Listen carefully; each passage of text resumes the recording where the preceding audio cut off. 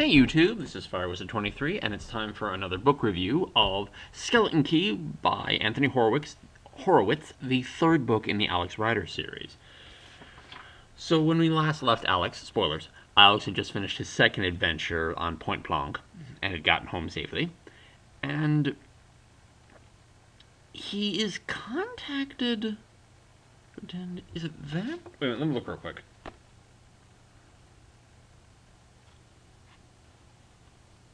I'm just checking out something real quick.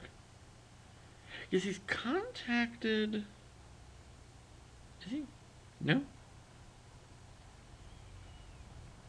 Yes, he's contacted by a guy who works for MI6 who's just out walking his dog, saying, how would you have to go to Wimbledon? What? And he's told he wants to go there because they're trying to figure out why... certain player, they think something's gonna happen at Wimbledon, so he goes there as a guy who grabs the tennis balls, little kid who grabs the tennis balls and stuff while the match is going, the ones that foul out and whatever. And he makes friends with a girl named Sabina Pleasure, who shall be important later on. And he finds that a guy is just randomly passing out in the middle of at the end of his game for some reason, and they're not sure why. And it's this Chinese guy who's doing it, who seems to be responsible for it, and he follows a Chinese guy and ends up getting into this life or death battle with him, and he ends up dying and falling into... He ends up killing him and falling into an ice bridge.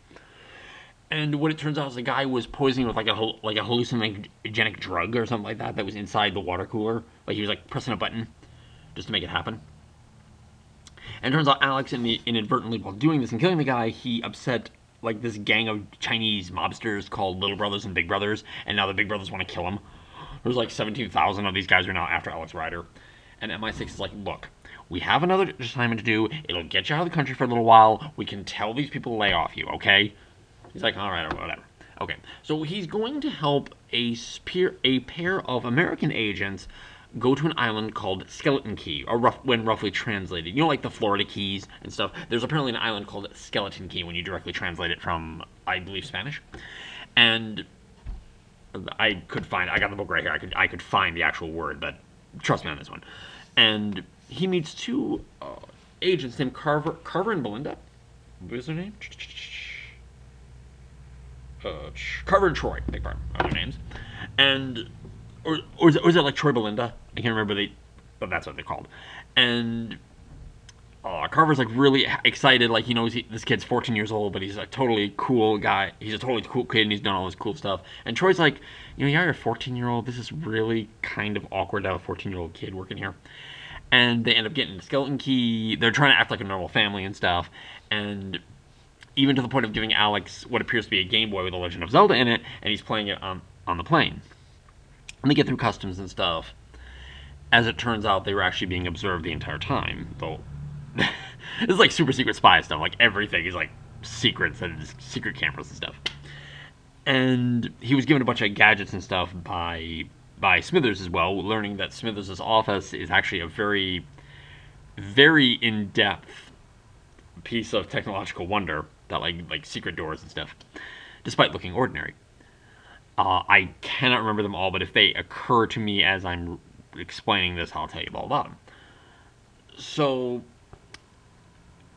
upon getting to the hotel, the Game Boy starts beeping.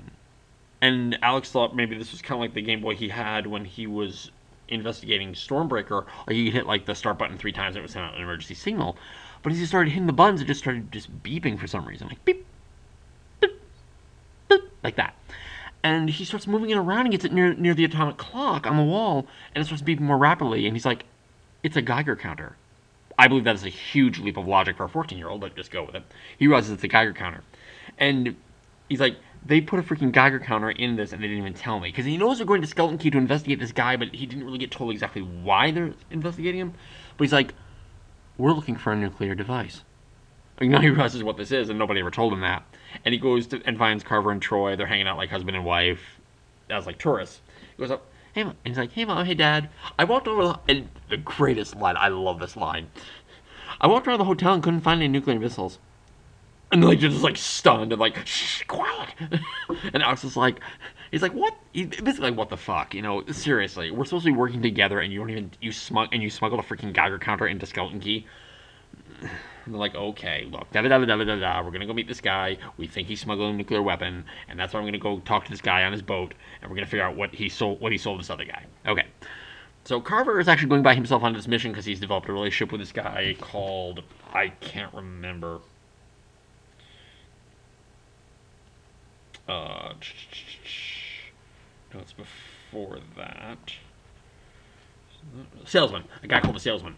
So Troy and Alex are on the side acting like regular tourists while Carver has been taken aboard this guy, the salesman's ship. And then they see the ship leaving, and Troy's like, oh shit, his cover's blown. Fuck, what do we do? And she's like totally panicking. Alex, I think, like grabs a skidoo and just like bolts after the boat without even thinking about it. Just runs after, and he gets on board. He's like, okay, what are we gonna do? And he looks through like a window and sees Carver like beaten up and tortured. Like, oh shit, how do we do this?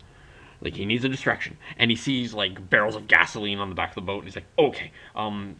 He stole some matches earlier, and he lights the gasoline on fire and gets the back of the boat burning, which distracts most of the security personnel. He gets inside, and now I remember one of the gadgets. He pulls out, and the guy's like stunned. It's like this 14-year-old standing there in swim trunks, who just bursts into his office like who the hell are you? Just completely like, what the fuck?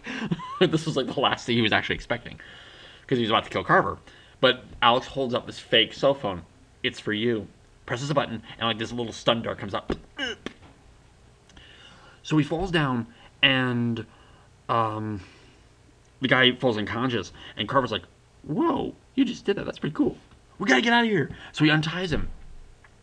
And he goes, like, how do we get out of there? I think they just dive overboard because people are realizing that this is a diversion trying to get him away. But they dive overboard, and they start. Oh no, I think they get a rowboat. It's either a rowboat or they dive overboard or something like that. Oh no, Troy comes. Troy, right? They're swimming away, but then Troy comes, picks them up, and like, oh shoot, we're being followed. What do we do? But at that moment, because Troy was kind of saying, Carver was saying, oh, great idea, Alex, but you didn't finish the job. His boat was still intact, there's still smoke, and suddenly it explodes. And Alex is a little bit overcome initially because, like, I just killed all these people. Or at least Carver asserts that he did. And a little good piece where Alex is actually kind of thinking about that. Like, did I just kill, like, a whole bunch of people? Yes, I would say yes, a 14-year-old killing a bunch of people, that's kind of bad, but at the same time, evil. Like, if they're doing, like, smuggling operations, haven't they kind of been doing something evil? Anyway, that's just me. So, they're trying to figure out at this point how they get into Skeleton Key, because Carver explains his cover was blown, the guy knew that he was an agent, and that's not going to work anymore, but actually, as it turns out at this point, the salesman's dead. So they have to get into Skeleton Key, and they decide that there's a secret underwater tunnel they can get to climb up into the facility and infiltrate. And their job is to only figure out that there is a nuclear weapon here, and that's their mission. All they gotta do. And they decide to go scuba diving under the guise of a family trip. The two adults go first, Alex stays behind. He's like, and he gets a little nervous over time, because it's only supposed to take like 20 minutes, but they've been gone for like 45. So Alex decides to take some scuba equipment and go by himself. He finds this tunnel, and after a brief encounter with a shark, going around, realizing that he just has to get in the tunnel, but he's got to go away from the shark, he evades the shark. The shark goes inside this tunnel, which has stalagmites and stalactites, but then suddenly the tunnel compresses and starts like grinding the shark. It actually describes this very, very brutally. It starts grinding the shark, and there's blood in the water, and then suddenly it's sucked away by this automatic pipe. And he's like, oh shit, that's what happened to Carver and Troy. These books are kind of brutal in some ways. It does not even shy away from the fact that, yeah, these people up and died, and in a very gruesome fashion. So he goes back to the boat and sees the guy who was there, kind of give him a hand. He's like, we have to get back to mainland now, because he's like, I gotta get a hold of MI6, I gotta get a hold of the U.S. FBI. But then he realizes the guy isn't moving, and as it turns out, the guy had been killed a few moments earlier because Skeleton Key's main bad guy has come and captures Alex. And Conrad, I believe. It's Conrad?